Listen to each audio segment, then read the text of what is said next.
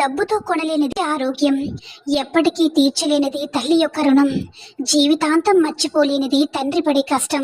నీ తప్పును నీకు చెప్పేవాడే నిజమైన మిత్రుడు. నీ తప్పును నీతో కాకుండా వేరొకరితో చెప్పేవాడు నీకు శత్రువు.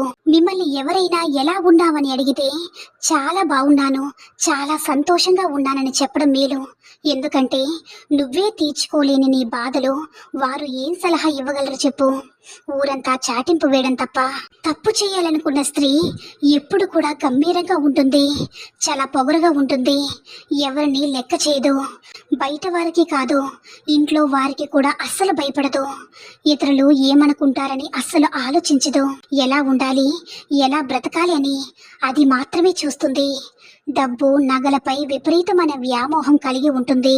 భర్తను మోసం చేస్తూ, భర్తకు అబద్ధాలు చెప్తూ, భర్త లేని సమయం కొరకే ఎప్పుడు కూడా ఎదురు చూస్తుంది మిత్రమా.